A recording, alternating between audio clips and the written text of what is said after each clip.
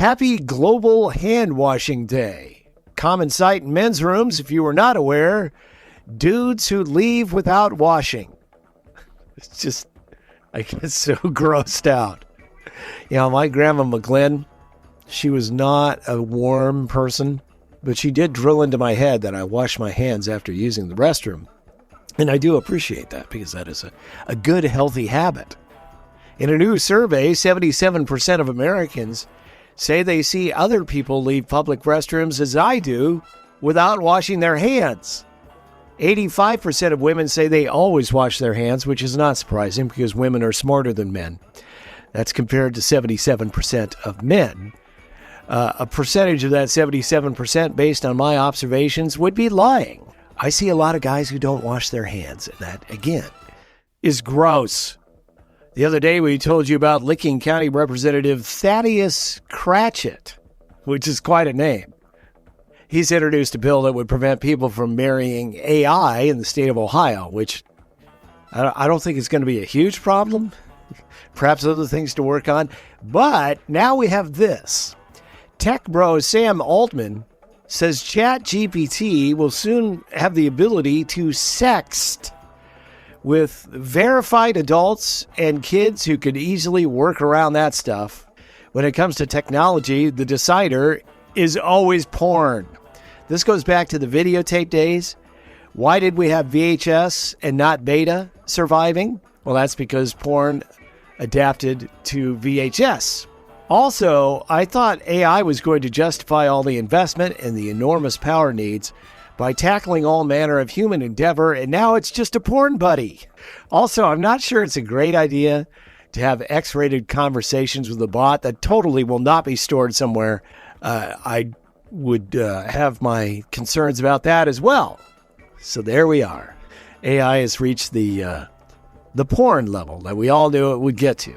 Kim Kardashian's Skims collection of ladies' unmentionables has a new entry. It's thong underwear with visible fake pubic hair attached. And my computer, I'm just noticing this now. Either I typed public or my computer corrected to public from the word pubic.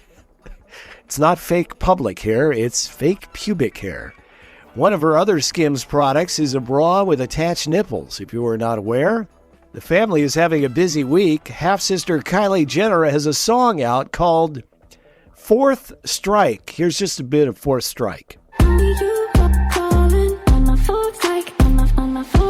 And you, Kylie Jenner, are out. You know, Kim had her own song in 2011. I just found out about this today. I was not aware. Got my hands up, celebrate like it's my birthday. 5 more shots of tequila. Jam, Turn It Up from Kim Kardashian failed to chart anywhere, even in Germany, where they like crap like this.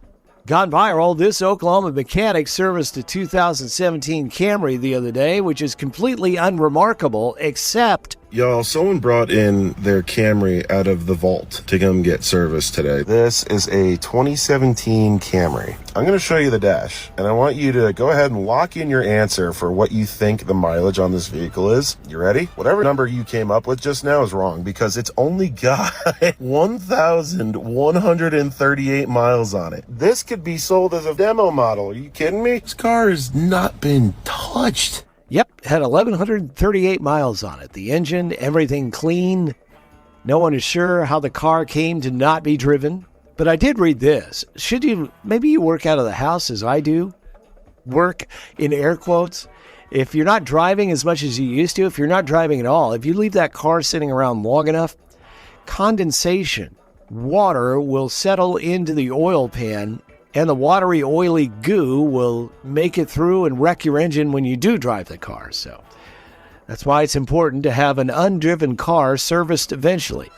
So see, we all learned something. Now we're not going to learn nothing except that Florida remains Florida. Ocala, Florida, a man has been charged with domestic violence.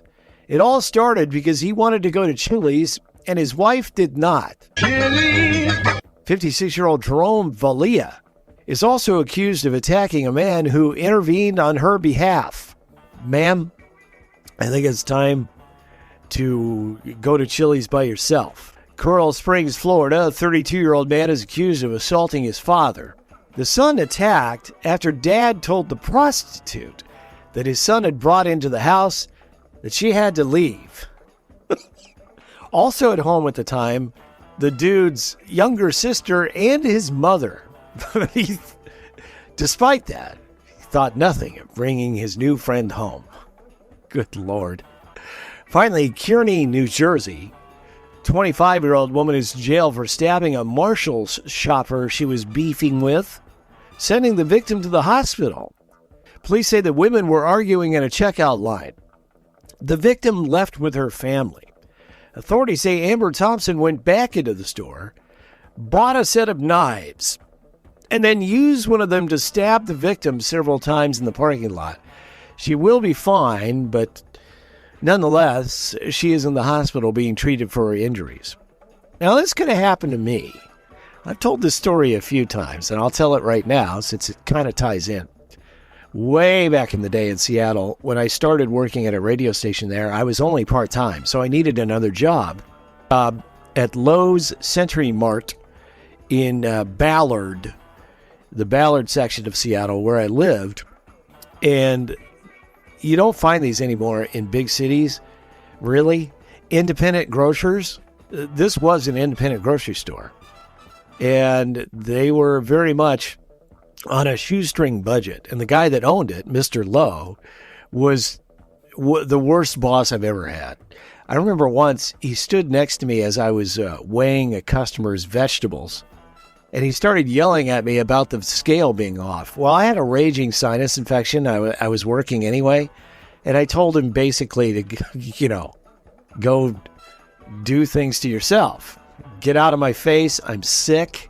The scale was off like by 1/8 of a pound or something. And he was standing there just berating me in front of a customer. I told him to get lost. I thought I was going to be fired, but I didn't. And I wish he would have fired me because shortly thereafter, I was working on a Sunday night. And there was only the night manager and myself. Because, again, shoestring operation, two of us were handling the entire store. And this kid comes in. And he says, "Where are your knives?" And I said, aisle 5. So he goes to aisle 5 and he comes back with a knife in a plastic sheath. And he hands it to me to scan. So I scanned it and I told him the price, $5.99, whatever it was. And I handed the knife back to him. And he took the knife out of the sheath and he held it over my forehead. And he said, "Give me all the bleeping money." Of course, I was going to comply. This guy was going to plunge a knife from my store into my head. So nervously, I finally got the cash register open, and he cleaned me out and then ran away. So fortunately, he didn't stab me. I called the Seattle police, and they came and took my report. And it turns out that this guy was on a crime rampage with his twin brother.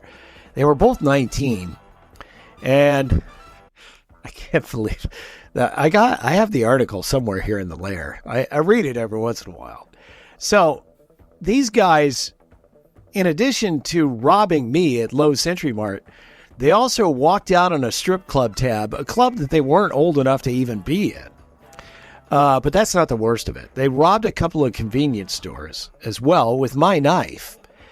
And then they went to Alley Chevrolet in North Seattle.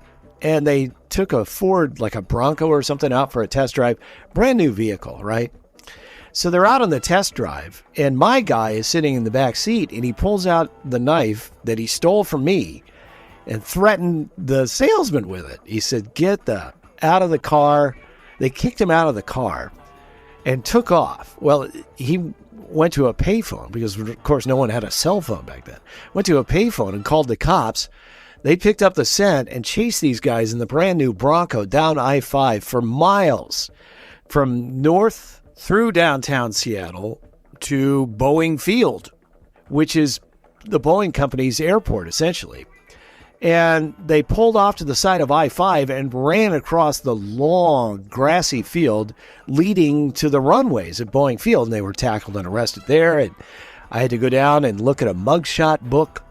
And I found my guy in there. I never had to testify. I think they pleaded guilty. I don't know how much time they did, They had a good time. Now, here's the kicker, right?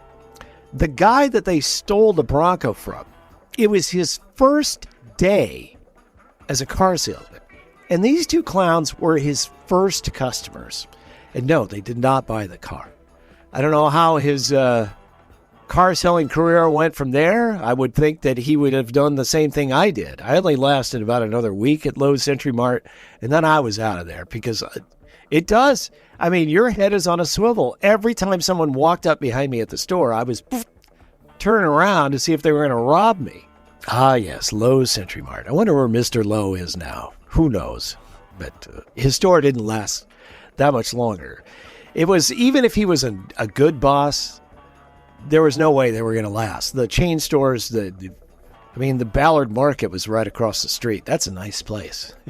If you're ever in Ballard, you want to go to a nice grocery store. The Ballard Market, yes. Anyway, that's my story of being robbed at knife point. And so I certainly identified with that last story. Have a great day. We'll chat again tomorrow.